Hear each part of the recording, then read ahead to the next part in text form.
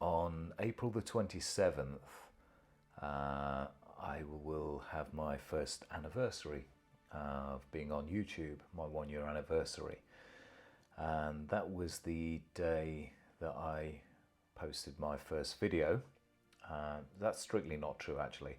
I did do one video prior to that, which was me playing one of these guitars, but that didn't go down well at all. Didn't get any subscribers and hardly any viewers. So the real first attempt at becoming a YouTube creator, as we're lovingly known, was on April the 27th. And while I'm looking here, is I've got my list or my script that I wanted to go through. And in that time, I have got 200 subscribers. I've got 28,723 views, and watch time hours of 1,400. And it doesn't really tell the whole picture, because following putting on my first video on April the 27th, between then and December of 2021, I only actually posted 4 videos. And the first video that I did was on my iPhone 12 Pro on a tripod using the audio from the iPhone 12. And I think my problem at the time was that I felt very nervous. I felt very awkward. That's not to say I don't now, because there's still an element of that. But I think the big difference was that looking back, I think I was probably taking myself too seriously and putting too much pressure on myself. And yeah, so it was only from December onwards, last December, that things started to take off. And I know 200 subscribers isn't anywhere near what you might call a success, but I'd set myself the goal of 500 subscribers. That was my bucket list, my aim. So being at 200 after a year isn't too bad, especially when consider I only really started in anger in December. And in that time, I have invested in more kit, and really because it has become a hobby and a pastime and escape from work. And I do actually enjoy doing it now. I find it quite fun, and keep watching many videos on tips on how to improve. Probably spent too much money, probably unnecessary amounts of money, but as I say, it's a pastime and it's a hobby. So comparing it to my first video, which was shot on my iPhone 12 Pro on a cheap tripod, fast forward 12 months and the kit that I've got now, I'm still using my phone as the main camera, and I've got the iPhone 13 Pro now, so I have upgraded slightly, and I have the phone held in a newer frame, NEEWER frame, and that's largely so that I can attach my microphone to it and attach a light to it, and keeps it very sturdy, because before that there was cables hanging down, microphones hanging down, and it just didn't feel very robust at all. In terms of the software, I do use Filmic Pro, and I'm still enjoying learning about that. Don't think I've mastered the settings yet, but again, given that it's a hobby, really enjoying getting into that and learning a bit more. The audio, I upgraded the audio because watching many of the YouTube advisors, they were saying that audio is a really important part. Now, first of all, I did get a Blue Yeti X microphone, which is a fantastic microphone, especially if you're using it with the Logitech G-Hub software. But it's a microphone that you have to sit very close to, so the microphone's in shot, and you have to do it that way to get the best audio. And I wanted a little bit more freedom. I wanted to be able to relax.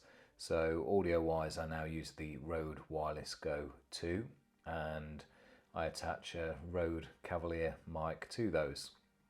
The whole thing then is on a tripod, and the tripod I bought was from K&F Concept. It's the KF28 tripod.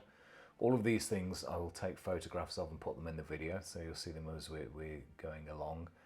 And that's a tripod that I bought with the intention of using it more outdoors as well, because one of the legs is a monopod, it unscrews, and you can use it for long shots. Don't know if that's the right term.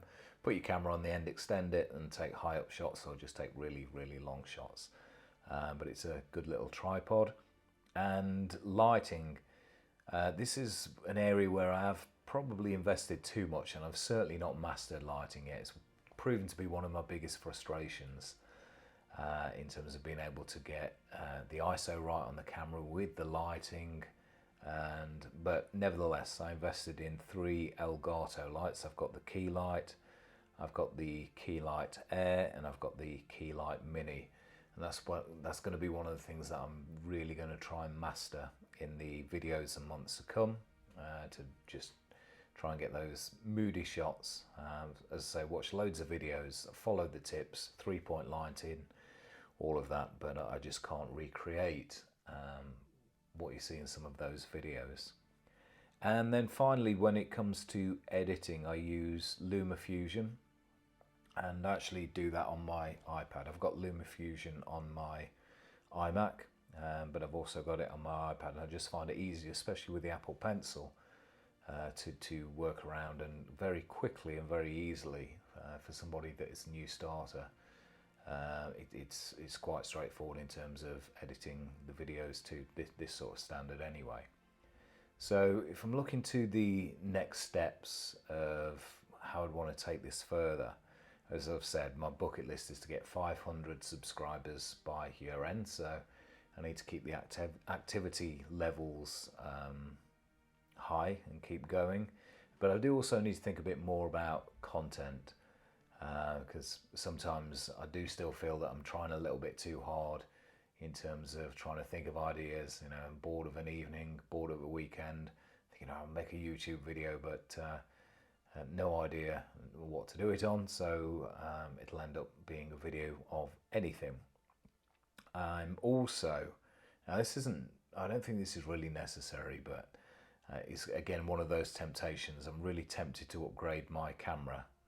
The iPhone 13 Pro is a great camera, but I've been watching a lot of videos recently on the Sony ZV E10, so if anybody who is watching this has got one, or they've got any tips or advice, or if you previously had an iPhone 13 Pro and you moved to a ZV E10, then please do let me know, and let me know whether it's worthwhile getting it with the kit lens or to buy a different lens. I'd really appreciate that. And as I've already mentioned, lighting, I've really got to master the lighting. It's a frustration, but it's pricked my curiosity in terms of wanting to understand more, wanting to get into lighting a bit more, just to get the right sort of quality of shots. And the final thing in terms of the next steps, now I don't think I'll do this, because what I've put is that, do I need to script and plan better? Because again, when you're watching YouTube videos, I've seen people who go into great detail about planning their shots, planning their B-roll, planning their script. And don't get me wrong, their videos, you can tell they've put that effort in. But for me, I think it would take away an element of the fun and the enjoyment that I've had. I quite like ad-libbing. It has meant that I've made lots of mistakes in videos, and I've had the comments back, especially one was around my desk size. I'm sure I put inches instead of centimetres, which suggested that my desk in the office was 12 foot by 8 foot, and that's clearly not the case. So yeah, and I'm doing that and so yeah now. So maybe scripting wouldn't be a bad thing, but I just know that if I've got a script that's going to put more pressure on, that you can get a teleprompter, but I'm just enjoying the fluidity of it, and as I say, the ad-libbing. So I really don't want to lose the fun element. And I suppose the final part then, from my experience, and bearing in mind I have only got 200 subscribers, all of which I'm very grateful for. But if I was to give somebody some tips on if they were wanting to start out, they were tempted to create their own YouTube channel, you know, whether they were youngsters or 54 like myself or 84, I'd just say, just do it. Absolutely just do it. But don't take yourself too seriously. It is good fun. And you don't want to make it something that is hard work. There's enough stuff in life that is hard work already. So just enjoy yourself. And there was a great quote from Ali Abdaal. It said, when people set up their channels, they're worried about their friends seeing it or their family seeing it. But as he rightly points out, nobody actually gives a shit about you, so just get on with it. And I'd say watch lots of other videos for tips. You'll see people that soon become your favourites in terms of their content and their style. And subliminally, I think you learn along the way. And my final tip would be just be kind and be grateful. You will from time to time get people that criticise or dislike your videos, but it's not really that important.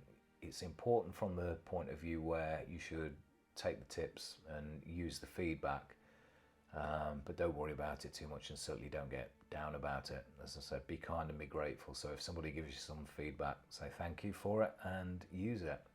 So yeah, that is my summary of my 12 months or very nearly 12 months on YouTube as a, still feels odd calling myself a creator, but I suppose I'm creating videos and therefore I'm a creator. So it's been really enjoyable, and to those 200 that have got me to that level, thank you very, very much. I do really appreciate it. And I've only got 300 to go to hit my bucket list, which I will hopefully do by year end. Well, that's enough waffle from me, and here's to the next 12 months. Take care, keep safe, and thank you again. And I forgot the very most important part. If you've watched any of my previous videos, or if you're watching this one and it's the first one that you're watching, you know, the whole purpose of doing this was, one, to share my journey, but it'd be great to hear your feedback as well, in terms of the kit that I'm using, things that I could do better, things I could do differently. I'd really appreciate that, especially if it's on lighting. I mean, take a look at this video, look at the lighting. Maybe you're one of these people that can spot straight away what it is that I'm not quite doing right. And so, yeah, please do comment, please feedback, like, dislike, subscribe. Give me a big smiley face, give me a sad face. Let's talk about it. Ciao. Did I really just say ciao? Ah, that's the nerves for you again. I meant to say bye-bye, thank you. God.